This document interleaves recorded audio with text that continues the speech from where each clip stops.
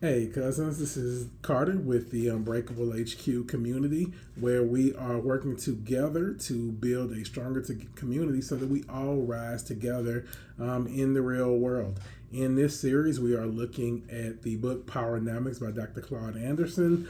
And in this video, particularly, we are looking at chapter one of that book. So go ahead and like and subscribe, like everybody else on YouTube says, as well as if you want to purchase the book for yourself. There's a link to Amazon below, and I want to invite you to join the Unbreakable HQ community off on its own website outside of here, where we'll be discussing this book and many more, and putting together plans for putting these things in action in the real world. So let's go ahead and get started with the actual book. And in this book, he's talking about taking a new way forward in this chapter, should I say. And the idea that we must adjust what we see as power, progress, and prosperity for our community. So what he's saying is that we have this illusion of progress, and that illusion is that we think representation is equal to power. So we see this with being excited that we have millionaire and billionaire athletes and celebrities. Being excited that we have politicians that have made it to the highest levels, including President Obama himself. But that representation is still not power. So this book was written before Obama was president, but it's the idea that many people, even people that aren't in our community, feel that 1964 civil rights movement, that was it. Like, once they just put away Jim Crow, we should stop complaining. Everything was perfect. Just go up and succeed in life. You have access in life that everybody else has access to. But he's letting us know in the book that that's not actually the case for other reasons. And a big part of that is that wealth gap comes from the fact that we weren't able to start when everybody else started. So as a community, we don't have the resources that other communities have together. And we've been also often told to focus on that individual success as we rise. The other part was that we have motion without actual movement. So a lot of things are happening where it looks like we're busy, and it looks like certain people in our community are, progressing, going to college, getting careers, starting businesses, getting holding office, political office. But those are all individual successes that we point to and highlight and say, look what we can do, but it's not translating into us as a whole moving up institutionally where all of us are succeeding. And of course, mathematically, every single black person can't be a millionaire and a billionaire. Because once you get to that point where everybody's a millionaire, well, that's now the middle class, and there's more at the bottom. So what we're trying to do is make sure that the bottom rung for us becomes the middle class, basically. We want to get as many of our people out of poverty, and as the institutions that allow as many of our people to come out of poverty, despite often having to start with next to nothing. So one of the things he discusses that we often hear when they call us consumers instead of citizens is that America is a marketplace. And in that marketplace, again, for many blacks, we have been told that we're supposed to go to that marketplace as an individual and succeed as a star, whereas other ethnic communities are showing up to that marketplace as the entire ethnic community, and everybody in the community is leveling up together. That way, when somebody falls, they're falling to the lowest level of the community, and not all the way into poverty, as which often happens with us. So what successful ethnic communities do is they build their own economies, and that's why you often hear about different ethnic groups and how many times the dollar circulates in their community. And that comes from actually starting businesses and not just supporting businesses. So we have this huge thing in our community where we're always saying, go out and support Black business. But in order to support Black businesses, we actually need more Black businesses. And the reason why often those dollars recirculate in those communities, it's not because they're going to their own version of Target, their own version of Walmart. It's because that in their communities, the person that owns a business uses other B2B businesses from their community to support that one business. So yes, you might have a storefront or reuse it, like we often see online with, let's say if you're a t-shirt vendor, it's not just, telling everybody to go out and support this Black apparel company. It's really that Black apparel company having a Black accountant, a Black lawyer, a Black dentist, a Black realtor that's helping them get into a Black-owned shopping center. And the dentist was, on the personal side, but still, that's what I'm talking about. It's that entire business infrastructure with a Black-owned marketing agency. Basically, the money circulates because that business uses all Black-owned businesses as their vendors, and that's how that money continues to circulate. And then when the consumer buys a t-shirt, that's just one step in that chain of building that entire economy. But if everybody's just rushing out to become the consumer-facing business, then we still not being able to circulate that dollar because we don't have the back-end businesses to support that. And like I said, supporting their businesses is important, but even stronger, not saying more important, even stronger, is that we need more businesses that are actually vendors for the Black businesses. And that's how you continue to circulate those dollars. They pool resources together. So, there's often this complaint about how the church is taking all this money. And they're just building cathedrals. And I am a Christian. I love my church. My church does awesome things in our community, but we need all the churches to be moving the same and moving in the best interest of the community. Yes, if you have a large congregation, you need a bigger building. But once you have the bigger building, it shouldn't just be how can we get bigger. It should be how can I make the community stronger. So if you're giving your 10%, if you're giving your tithes, yes, we have to pay off the building. Yes, we have to pay the light bills. Yes, we have to pay the staff. But after that, it should be how do we increase the economic power of the congregation, of the neighborhood, which in turn still makes the church stronger. Because if everybody in your congregation is making $20,000 a year and they're tithing the way they're supposed to, they can only give $2,000, which is great. That's the 10%. But if the church uses that money to educate the community, and your community, the average of salary of your community jumps to $100,000, now everybody in the community has the ability to donate $10,000 to the church, and the church can reinvest it into the community to help more people rise up out of poverty into a better situation. So that's how we pool resources. And again, with the pooling resources, doing that for the community, but it's also being able to pull those resources together to support the politicians that can put policies forward that are in our best interest. There's another community who has another religious community that has an entire country that they have used their lobbies to get our country to support their country. Don't need to say what it is, don't want to get knocked off YouTube, but you all know the other religious group that I'm talking about.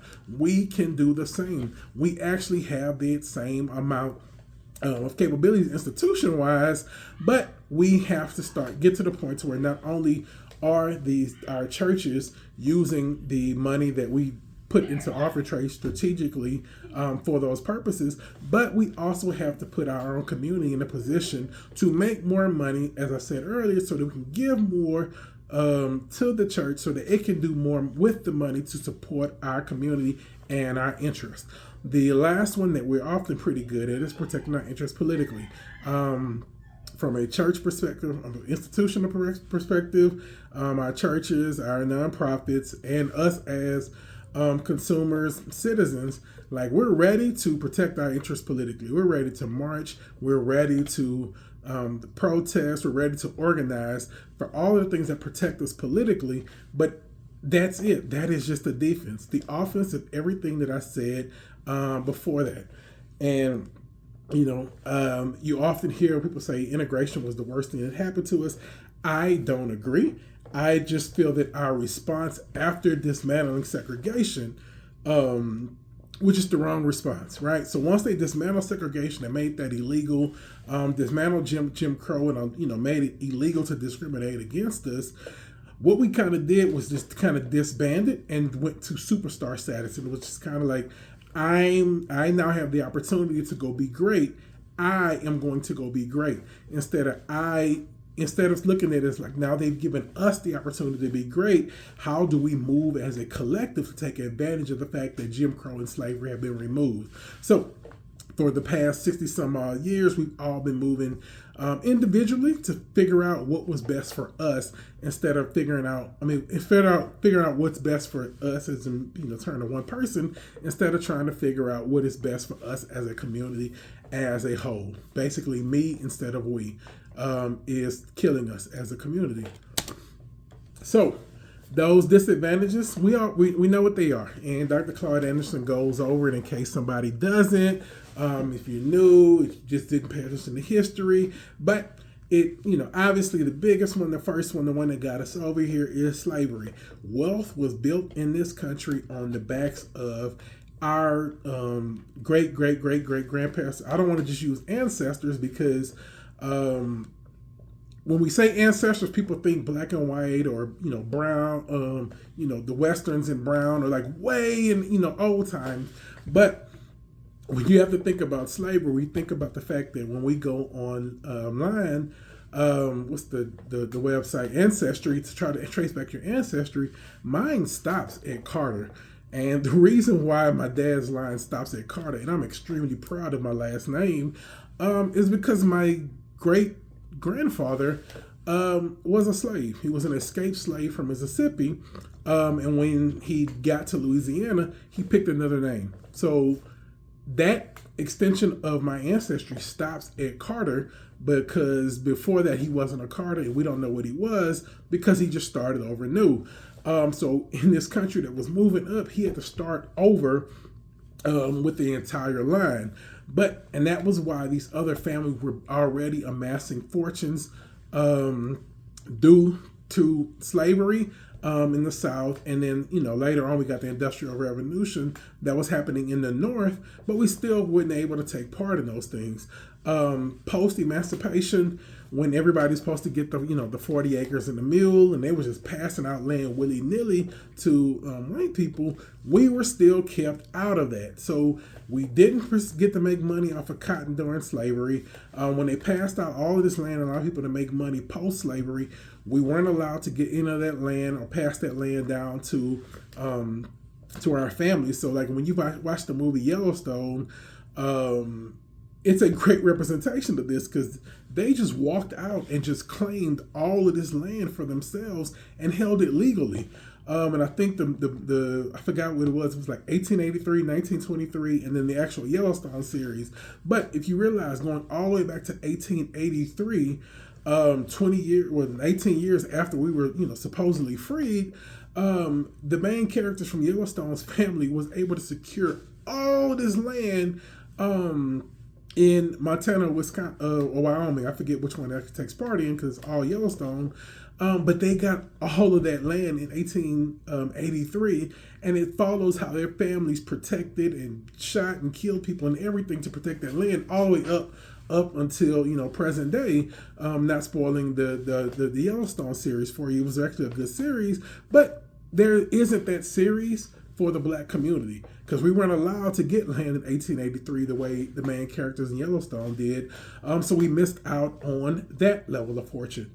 Then, when we were doing some things good, they tore that apart, because even though they didn't give us the land like they gave the Yellowstone family, the characters, we were still trying to build commerce and still trying to do things. And they got upset about it again because we were starting to make progress with the little that we have, because we're just good like that. So that's when they reintroduced, not reintroduced, they brought in Jim Crow and all this during the Reconstruction area, because they were reconstructing after the Civil War, and we was helping with a part of it, and we was getting economically stronger, which let other people, they got in their feelings, got in their egos, that we were actually starting to rise together. And that's when we got the Jim Crow era, which we had to fight in the 60s, which leads us back to what I was saying about the present day. So, where we are today is political influence without that leverage. So, we can go out and vote. As we're watching this video, I think the term is 92 and 88% of us voted for Kamala Harris, which still wasn't enough. But even if it was enough, if you look back and you see what happened with Barack Obama, and a lot of complaints that the black community lays on him, is we went out and voted heavily and strong to get him into office. But as with all politicians, once you're in office, you have to take care of the people who put you in financially before you take care of the people that put you in with their votes, so politically. And that, it sucks. You can complain about it, but that is the way it is. And that is why the religious community that I spoke of, although they have less people in America than there are black people, because I think they're only like 2% of the population, but they control so much wealth that they are able to literally support financially a candidate's full campaign. There is, out there where they're talking about how there are even small races, and I know there was one in particular that just happened where they spent $11 million on helping a candidate win in a small, what we would say is an unimportant race. But the reason why they spent $11 million to help that candidate win the race is because the other candidate was anti-sending money to the country that they want money sent to. And that, of course, the $11 million candidate won. So again, even though they were the other candidate was trying to get the vote out, they were doing it with less money. So the other candidate had more money to do the things that needed to win the race. And once they won the race, again, they are beholden to the people that financed them before they are beholden to the people that actually went to the booths and voted for them. Money just drives politics here in America. And you can march and protest and say we need to change it all you want. But until it's changed, we have to win the game that is being played here in America. We can spend all our time fighting the game, which is something that we've done since the 60s, which is something that every other culture of color has relied on us to do. We fight to make sure that the game becomes fairer and fairer for people of color, while the other people of color are actually playing the game. We got to get in the game. And that's what Dr. Claud Anderson is really trying to stress in the first chapter of this book, that we have to have that economic base to back up our going into the voting booth. The next place that he discusses is in culture and media. When you can control your image in the media, it controls how other people see you, but it also controls how you see yourself and how our youth sees themselves. So if you're following along with this, again, going back to the other religious community, you can't say anything negative about their community online, including the fact that I'm often avoiding even saying their name in this video. But for us, you can say whatever you want. The portrayals of us are always the stereotypical portrayals. When you put any kind of stereotypical portrayal of them on television or in a movie, you are getting canceled, you are getting defunded, your career might be over. And that is because that community controls the media, and they control their image in the media. And it's not some kind of nefarious what kind of Illuminati thing. It's just that they came in and they did what they were supposed to do to make sure that their community is strong. They are moving in a way that we should actually be learning from, but doing the positive things for our community and still caring about other communities along the way. Because our current reality is when you look online, look on TV, often it's stereotypical versions of us. And yes, some of that stuff is true, but a lot of times our characters come across as these one-dimensional caricatures of what it is to be a black person in America, which is often poor ghetto gangster. And it's going to be one of those, and that's what they always show us as. And when that's what you always show us as, you get to the point to where you start to internalize that as a community, and you think that that's what it means to be really black. Which is why when a show like Fresh Prince comes out, and it wasn't that he was the bad guy, but everybody thought that the Fresh Prince character, who was pretty much anti-education, didn't wear his clothes properly, goofball, was acting like the real black people. And this other family that was educated, and well-dressed and stuff, they made them seem like these people aren't black, they don't care about black people. And on both, they created this stereotype that put people on both sides.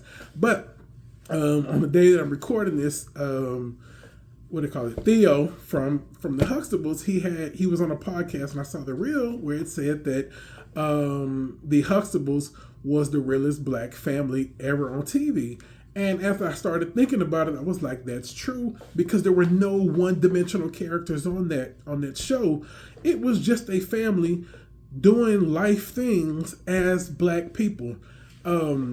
Nobody had to be overly ghetto. Nobody had to be overly entertaining. Nobody had to be the super athlete. It was just, this is what black people are. And that, can be done in all of our media as we're going forward, because we are multifaceted. Yes, there are some of us in the hood. Yes, there are some of us that are rich. But a lot of times we all come together and we are just normal people that just go to the grocery store to get our food. But for some kind of way, the media will almost refuses to show that we are just normal humans like everybody else, normal Americans that can be in any other show. Like, it always has to be like this. Here's this black stereotypical view. We need you to act more black. But in reality, the show Friends was just the white version of Living Single, meaning that you could cast the show Friends again, script from script, and just put black people in the roles, and you should be able to go forward, because everybody on that show was just doing normal things, just like they were on Living Single. So again, it's making sure that we are in control of our media. Even with hip hop, when we were in control of hip hop, it was one way. And then we lost control. We got signed to all these labels that thought that they could make more money portraying all of us as gangsters. And now we're at a point where even in our culture, you have college educated people with master's degrees, bachelor's degrees, PhDs that are still trying to keep it real and make sure that they're ratchet, and everybody knows they're ratchet and ghetto, because that is how the media has told us we are. And people are now trying to make sure that they live up to what it means to be authentically black. And the media has told us authentically black means poor and ratchet, because we're not in control of our image online. Next up is he discusses education in the book. And in the education part, that foundation of education is the community. We, as a community, often send our kids to school and we expect the teachers and the principals to do magic. However we send them, you're supposed to fix them. So no education at home, and that's not everybody, but not focused on education at home, not focused on a high level of self-discipline. So we're good with, bragging about the discipline and how we beat the kids, but it needs to be self-discipline, meaning that the kid, without any fear from you, inside knows this is how I'm supposed to act. This is how I'm going to represent my family, and sending that kid to the school with discipline.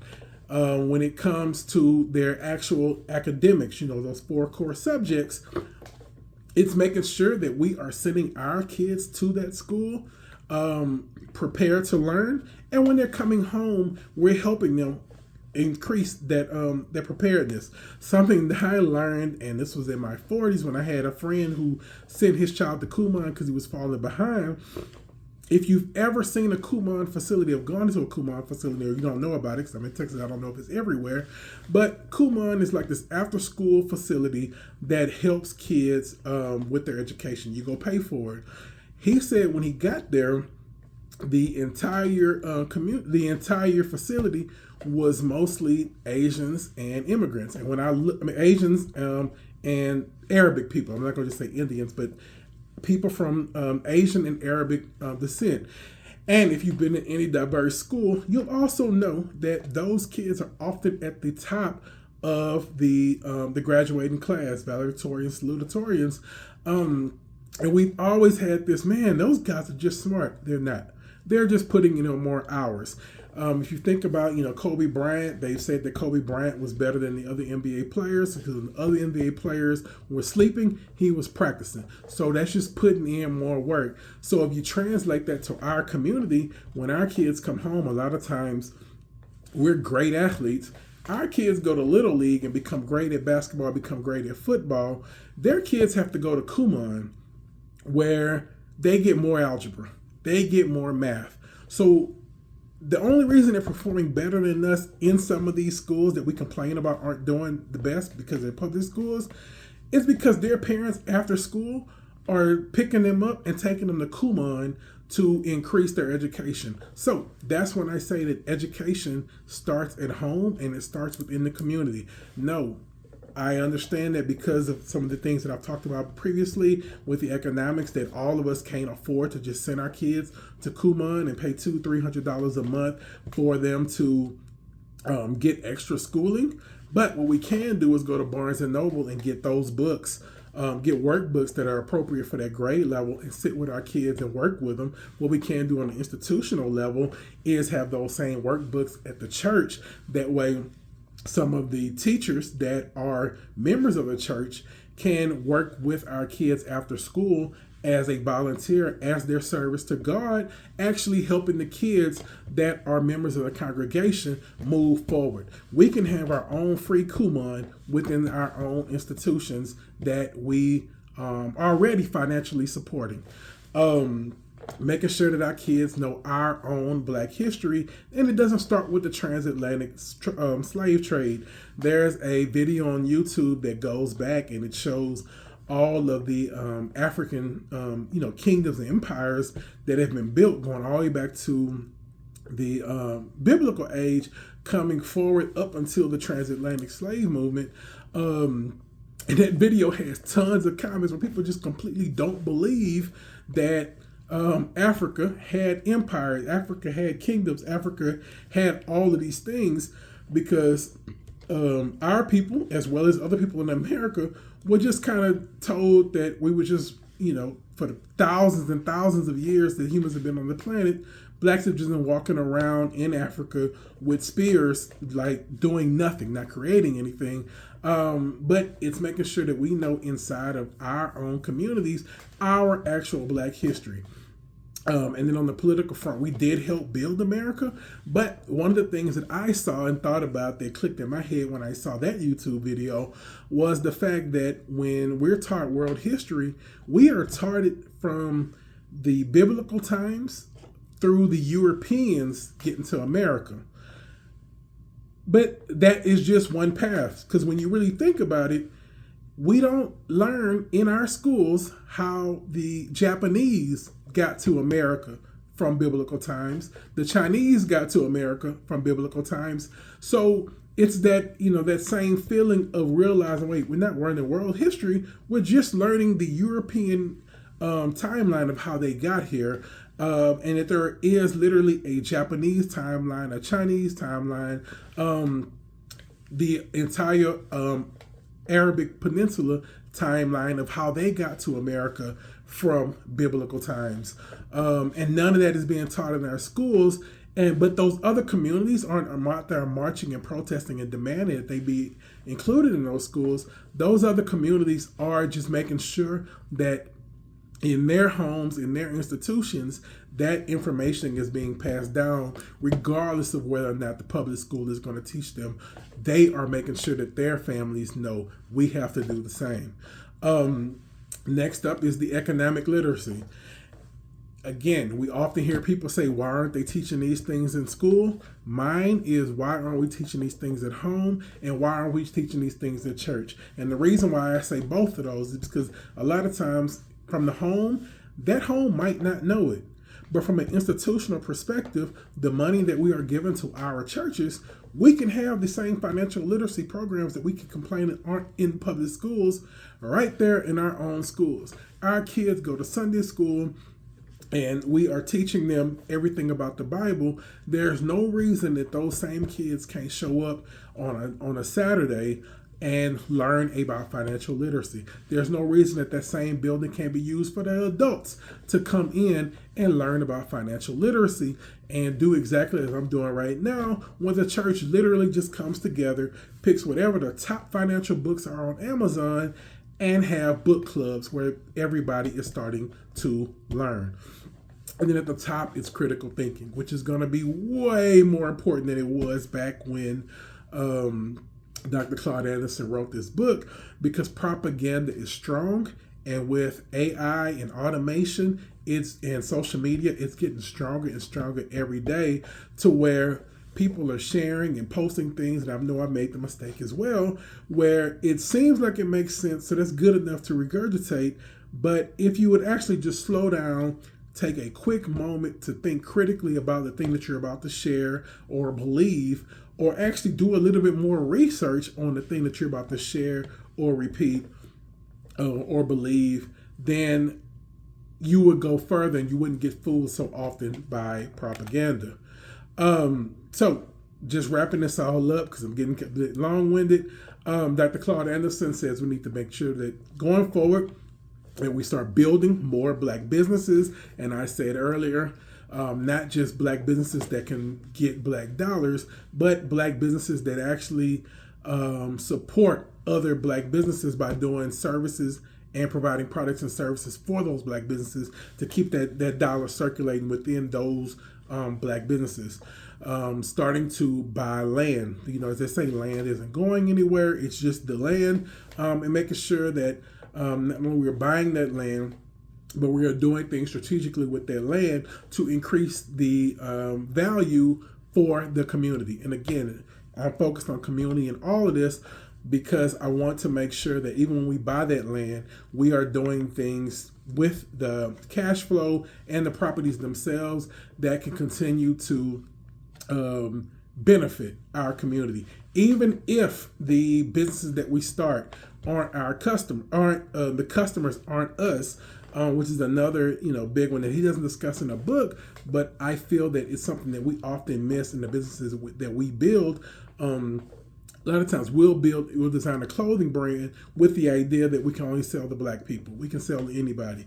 Restaurants, we'll start Black-owned restaurants that serve Black food for Black customers. It doesn't have to always be those three, right? Every other culture isn't doing that. One of my favorite examples is Chinese food. There's Chinese food at a resort in Saudi Arabia, and nobody thinks anything of it because they've made eating Chinese food so normal across all the planet. But the craziest part about that is Rashad from Earn Your Leisure went to China and was discussing Chinese food with somebody actually in China, and they don't actually eat the food that we call Chinese food. That is just a gentrified version that they've given out to the entire world, but it's not actually the authentic Chinese food. If you've ever been to Texas, it's kind of the same thing. There's like Tex-Mex, and then there's authentic Mexican food. So there's a difference. And I'm saying that to say that even with our own food, our own culture, there is a way to have a black-owned restaurant serving black food, but making it so we can get everybody's money.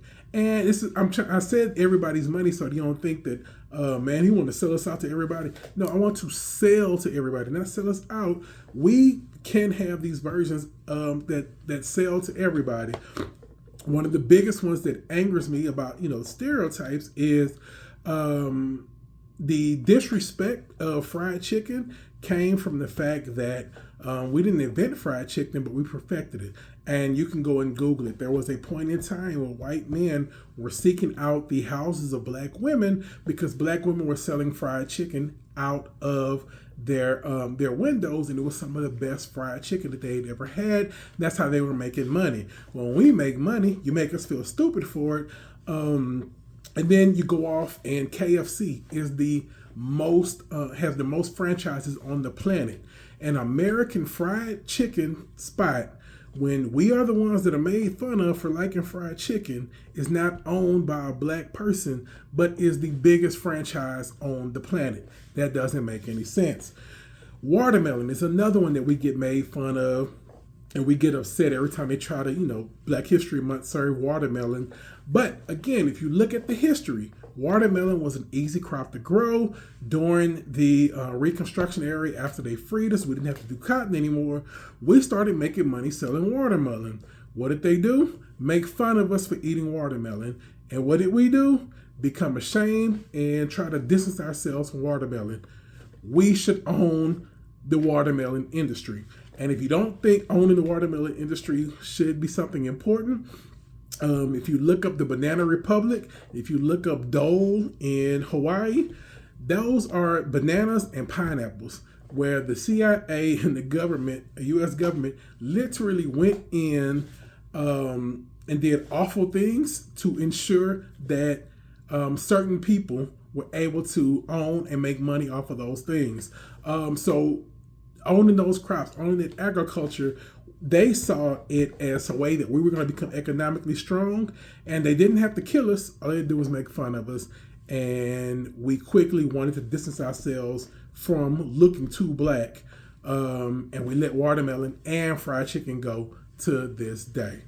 Creating cooperatives and thinking as a group, and that's why throughout this whole video I've been talking about the fact that we need to continue we work as a group, we often think as a group, we just don't act as a group. We have to start acting as a group in our own best interest of the entire population.